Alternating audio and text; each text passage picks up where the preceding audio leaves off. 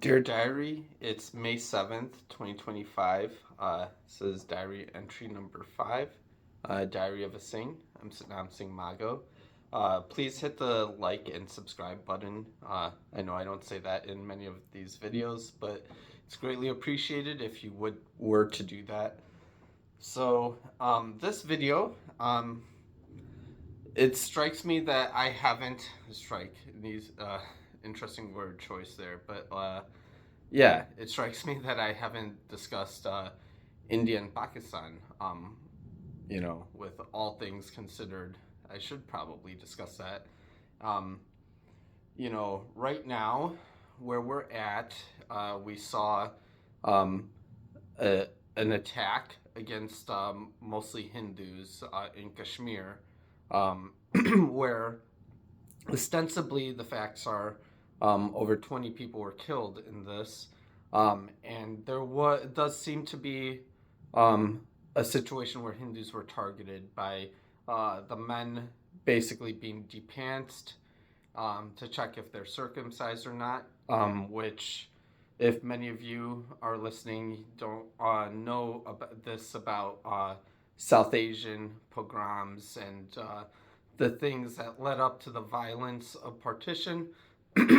This is actually something that's pretty common because Muslims typically they circumcise Sikhs and Hindus do not, and so um, it was a good way to be able to tell Muslims and Hindus apart. Of course, a lot of Sikhs do wear the turban, some don't. So there were always ways to tell like Sikh men apart from non-Sikh men. Um, but anyways, so this happens. There's a lot of theories that went out there that was this a terrorist group that did it, a Pakistani Muslim terrorist group? Was this a false flag by India?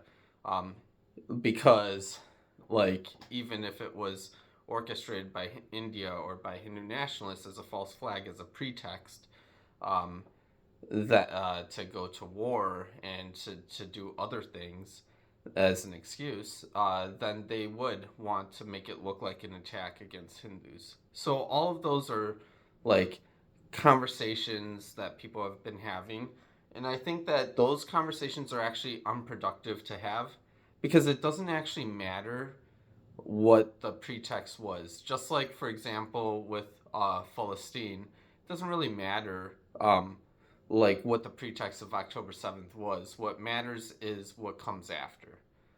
The lightning rod incident that very rarely shapes how this is going to go going forward.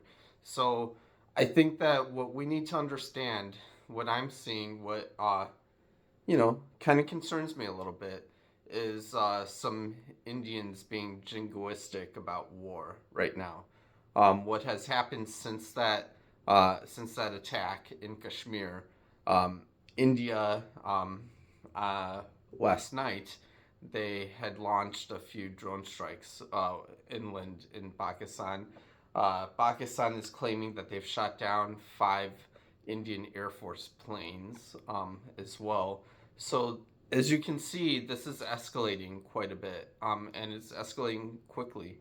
Um, we need to make sure that we don't start applying some of the red meat for this jingoistic, like rah rah, let's go to war type of thing, um, as people in the diaspora as well. Because I think that, and I haven't seen that completely. I've seen a lot of um, people that I'm friends with that live in India that have been pro war, some that have been speaking out against war, people commenting on their pages that no, like this was an attack on our country, we must fight back and revenge and this, that, whatever.